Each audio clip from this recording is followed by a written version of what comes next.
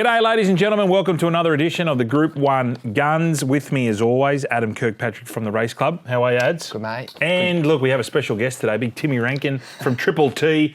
Timothy, long time no see. What's happening? Mate, good time to jump on the show, mate, after last week. Got the chockies. Need as many good results as I can, mate. Got a wedding to pay for next week. Yeah, so, I heard about that. Bucks Day coming up? Already had one, and at Menangle Trots, actually, mate. Thanks for the invite. Yeah. All right, boys, let's get straight into the George Main Stakes, over 1,600 metres. Weight for age, $1 million up for grabs again. Thank you very much, Peter Valantes. It's all about the top two here, Animo and Zaki. They're forming quite the rivalry here on their path to glory at the Cox Plate. But we also have 8 other Group 1 winners lining up, so it's a cracking race, cracking field. Boys, it's all about the two superstars. Where is your $100 going? I'm going to go to you, big Triple T on the wing there. Well, yeah, no, you're not wrong in saying there's 2 headline horses, but you did say that there are a bunch of other Group 1 winners. Although there's one in the field, I'm not sure, I don't think it's a Group 1 winner. Fangirl. I'm a massive fan. It's a big flashing light, most starts that it has in the last sort of 12 months. It looks like it's going to be one of the next good ones. This is a big test, obviously, but loves Randwick, and that was a really nice start, really nice run last start. And at the price, I think there's a lot more value in the race, a lot more depth in this race than the top 2. And I'm going to have me $100 dues on Fangirl and the George May. What price have we got Fangirl at the moment? $9-10, something like that, mate. They're my odds, you know. Yeah, they are your odds. Yeah. That's your wheelhouse, isn't it? That's right. Big wheels too. All right, let's go to Ads. Where's your 100 going? Well, I have to say I'm with Triple T, but in a softer version of the Triple T way, because I still think Animo, that run first up was sensational, even though he got the inside. Still did it and was extending through the line, but Fangirl comes through that same race and was back and sort of chugging along, comes to the outside. So you have to put some merit there. They're the 2 for me. I think Zaki recorded okay figures and probably going to come on for a second up run, and the map's probably the reason I think we'll hold in the market okay. But Animo, our yard guys have said it's come back bigger, stronger, better. So I think Animo's one of the better horses going around Australia. So I think Animo's the one. $80 on Animo. We'll make it 85 on Animo. Okay. 15 on Fangirl, because just want to have a little bit of a cream if we do get a win there. Yeah, okay. Well, I'm going all in, $100 on Animo. I'm backing J-Mac, because obviously he had the option of Zaki or good call. Animo, so I'm following J-Mac in. Let's go down to Melbourne, the Sir Rupert Clarke Stakes over 1,400 metres. It's the headline event down there at Caulfield, capacity of 16 runners. All right, Ayrton, can he get his first Group 1? Great first up record, 4 out of 4. The favourite is I Wish I Win. Now, he is second emergency, so hopefully there's a few scratchings and he gets a start. Boys, where are you leaning here, T? Mate, Ayrton, clear danger. I'm taken with both the price runners, Shiloh as well. Wasn't able to get the stable mail before this show, unfortunately. I'd like to know sort of what he thinks of both of their runners. Well, you can ad lib. You can put it on the Facebook page. Well, the Unibet Facebook I would love, page.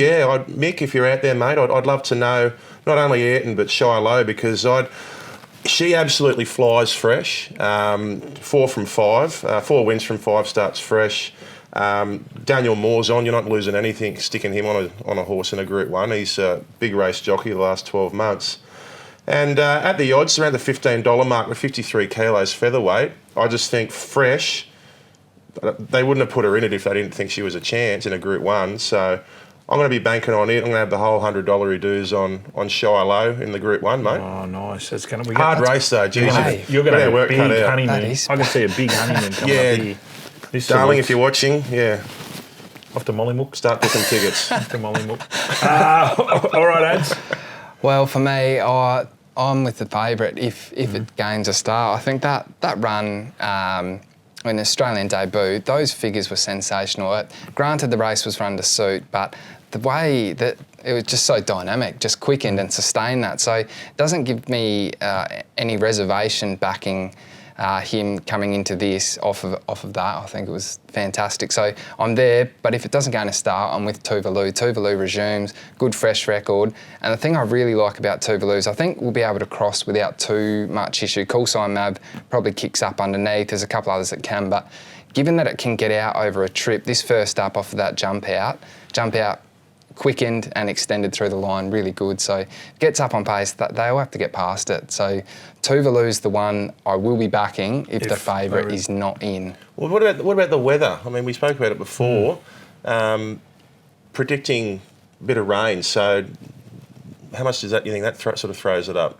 Well, I think with the one I mentioned, Tuvalu is probably the one I'd favour even further. Help, Shiloh, your horse, will go well in the wet. So there's a few. It does change the dynamic of the race, I think, and then it's how's the track playing. So it does throw up a few questions. But from my perspective, I think we'll be in the soft 6-ish range. That'd be nice. I'd hope. So yeah. See what you can do. All right. Well, I'm going $100 on showmanship.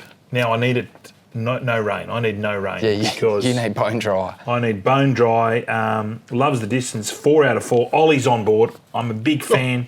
Let's just do this. $100 straight on the snot. That 8-1. All right, boys. Now the time has come. And look, is it a coincidence Triple T is here? I don't think so. He's been knocking on our producer's door, saying, "Pete, let me in, because it's time for the Punting League." Let's recap last week. Please do. Look, we'll go to the top 5. Price Count Racing, $40. They had a return of $40. Edmonds Racing, the same. Dark Horse Tipping, Lucky Punts, yours truly running in second. But it's all about Triple T, $790 in front. Well done, brother. What do you know? What was the horse? Scalapini. Scalapini. Right. I wasn't expecting Damien to take him to the front, but geez, I'm glad he did, because he's rock hard fit and he absolutely pantsed him. He kicked away at the straight and not had a chance. I wasn't expecting it to win, so there goes that. And and I'm thunderstruck. What a motor! Like that's just out of That was control. awesome, wasn't it? That's just insane. I had a mate who was down at Flemington. He was upstairs. He's from Sydney. He'd never been there before. And he was upstairs, and he just heard the roar, and the stand was shaking. You could hear it on because he was on TV. Alligator Blood, my mate, and he's just going, "Uh-oh." Well, that probably was coming from the pub I was in too, because we were all on thunder. So yeah, we It was were awesome. at home. That's why we love the game. All right, well, let's just get straight into it. So, Ads, I just need a very quick chat about your Group 1 and then your best bet. Either, well, I'm going tomorrow, but obviously yours is going to be on Saturday.